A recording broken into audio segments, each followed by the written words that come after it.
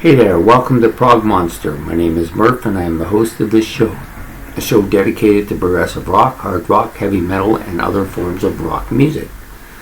So this is the series I've been doing, which is my favorite albums from 1980. We're going to be talking about this guy's album, Empty Glass. Great album. I've actually never owned it. It got quite a bit of airplay, quite a bit of radio play in it in the time period when it came out. Great album. I'm surprised it never really kind of became a legendary classic or anything like that. Look, there's a group of people that really like the album, and I'm one of them. But it never really got that kind of classic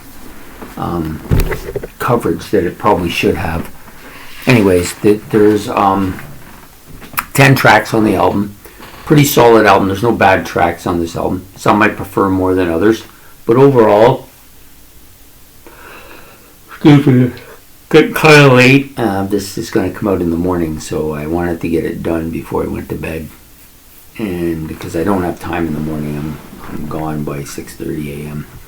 So I like to do these things either the night before or the day before. I had lots of stuff to do today, so I didn't get to them, but this album is a good one and I wanted to make sure it got put in. So there are basically 10 tracks on the album. 3 or 4 of them I like quite a bit, and for the most part the rest of them are good and solid songs. It's a pretty poppy album. Lots of piano, lots of guitar, of course, and some interesting sound. And I think Pete Townsend's brother Simon was on this album, as well as Simon Phillips. They're both on this album. So Rough Boys is the opening track. It's a heavy song.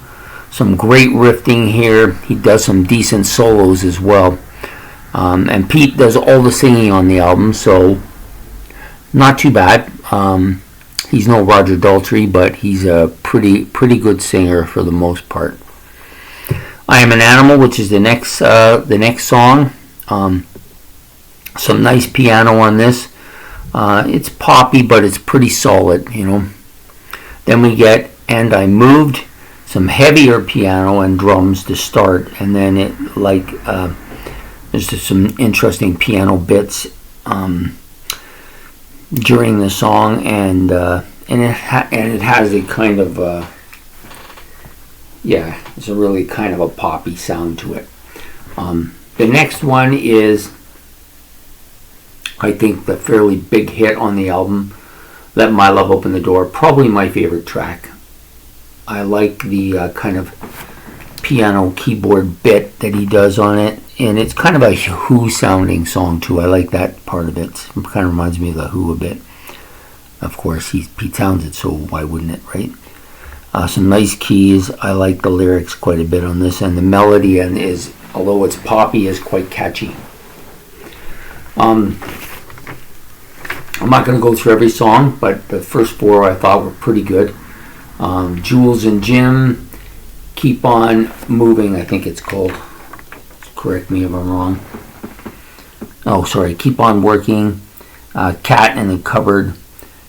These are all solid tracks. Gonna Get You. They're all pretty solid tracks. Gonna Get You is the longest track on the album. Keep On Working I like because not only is it poppy, but it has some interesting sounds to it. There's some good piano and good background vocals, and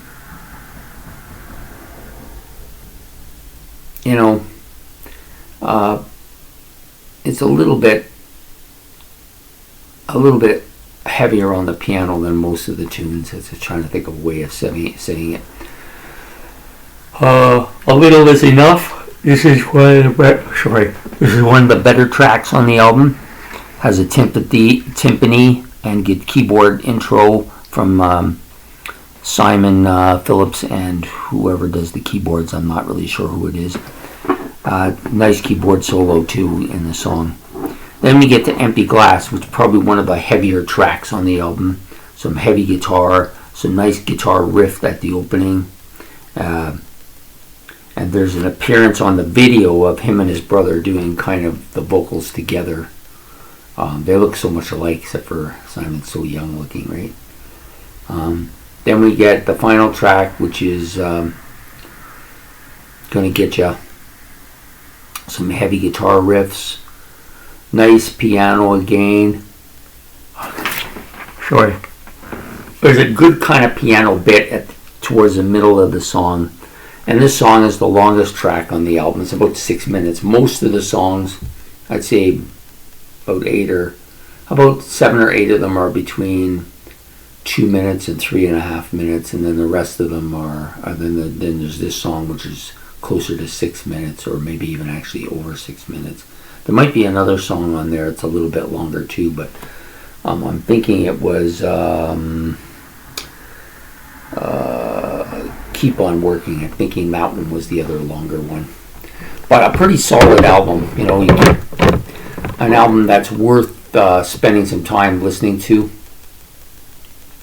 I like it because it's not too hard on the ears or challenging, but it's interesting, and the lyrics, I always, when I'm listening to Pete Townsend, I'm always listening to what he wrote and what he's saying, trying to figure out where he's going with it. And no doubt this was one of his best albums.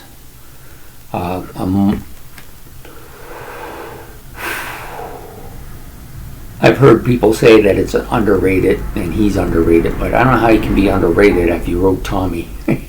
So I don't think it's underrated or anything. I just think for whatever reason, it just doesn't. The album was great when it came out. People liked it a lot, but it hasn't had that kind of stay to it power. Like if you ask people what's Pete Townsend's best solo album, they don't even know he did any. Some of them don't even know who he is. It's kind of almost hilarious. Anyways, I'll put him back up here with Neil, two of my favorite lyricists in rock roll. And you know, I like to give some attention to this album. That's why it's finished in the top half of my albums, because even though it doesn't really have those super hits that some of the ones that came before it had, or some really strong this or strong that, the few songs that I like a lot, and it doesn't really have any bad tracks on it. It's a real pleasant listen, you know, and it has a bit of attitude to it too, that's Pete Townsend, right?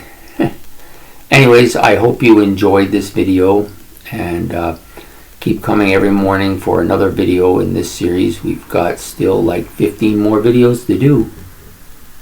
Anyways, please like and subscribe. It's much appreciated, and we'll be back on Tuesday morning for another video in my favorite albums of 1980.